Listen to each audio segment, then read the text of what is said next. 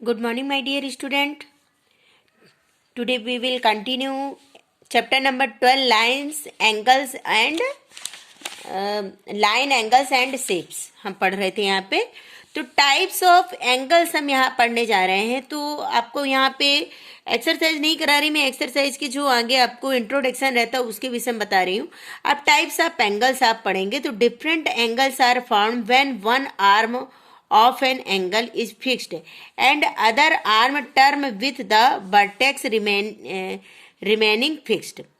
अब आपको बहुत सारे एंगल होते हैं. जो एक आर्म तो उसकी फिक्स होती है, लेकिन जो सेकंड अदर आर्म्स होती है वो क्या होती है आपकी घटती बढ़ती रहती है. जैसे आपकी कंप्लीट एंगल दिया है. अब कंप्लीट एंगल क्या होता है कि जहां से चालू हुआ वहीं पे वो खत्म हो गया. ठीक है, जहां से जैसे ये कांटा 12 से स्टार्ट हुआ और जाके 12 में ही खत्म हो गया. तो कंप्लीट एंगल होते हैं. एक full turn is called the complete angle. एक पूरा मतलब उसने चक्कर लगाया. Complete angle equal 360 degree. जो कंप्लीट एंगल होता है वो 360 डिग्री का होता है. ठीक है. The minute hand makes the complete angle in 60 minutes.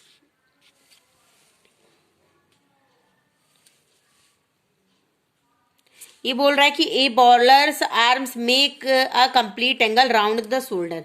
जो बॉलर्स होता है, जो बॉल फेंकता है, तो तुमने देखा होगा कि पूरा राउंड करता है अपने शोल्डर्स को, है ना. इसके बाद बॉल फेंकता है तो वो क्या करता है, एक कंप्लीट एंगल बना लेता है. अब स्ट्रेट एंगल मीन्स एक सीधा एंगल्स. टू रे पॉइंटिंग इन अपोजिट डायरेक्शन.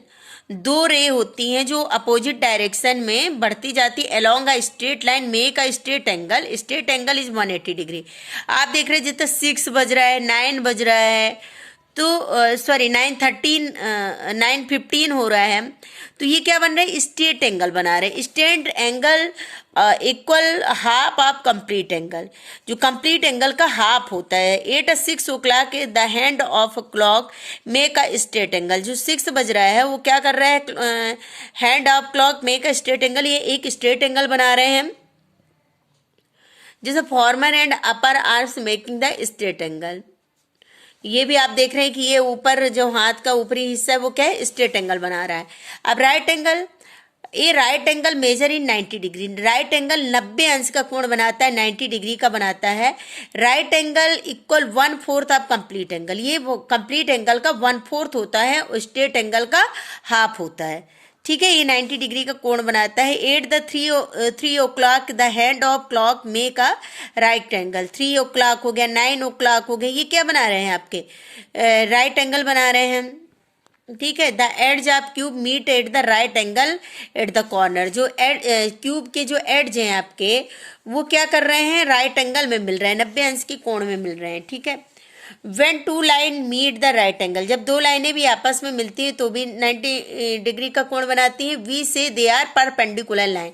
जो एक दूसरे को प्रतिच्छेपित करती हैं, एक दूसरे को काटती हैं, वो 90 डिग्री में काट रही हैं. इसको परपेंडिकुलर लाइन भी कहा जाता है. Two some rods are perpendicular each other.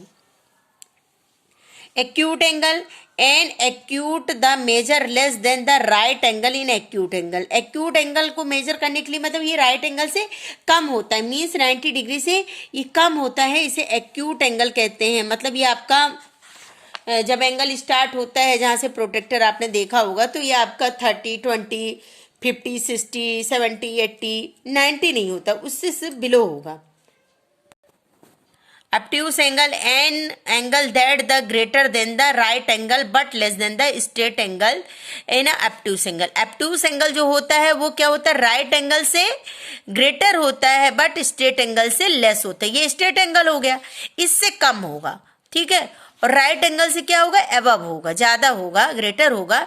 तो ये obtuse एंगल होता है. तो यहाँ पे हमने टाइप्स ऑफ एंगल पढ़े. एंगल कितने प्रकार के हैं आपके, 5 टाइप्स के हैं. नंबर 1 है आपका कंप्लीट एंगल जो 360 डिग्री का होता है. नंबर 2 है आपका स्ट्रेट एंगल, ये आपका 180 डिग्री का होता है. नंबर 3 है आपका राइट एंगल, ये 90 डिग्री का होता है. फिर आपका एक्यूट एंगल है जो राइट एंगल से क्या होता है, कम होता है, लेस देन होता है. और फिर इसके बाद है आपका ऑब्ट्यूस एंगल जो राइट एंगल से ग्रेटर जो राइट एंगल से ग्रेटर और स्ट्रेट एंगल से लेस होता है, इसे एब्ट्यूस एंगल कहते हैं। अब इनको क्या है, आपको डेफिनेशन को लर्न करना है, साथ ही में फिगर सहित लिखना है। ठीक है, थैंक यू।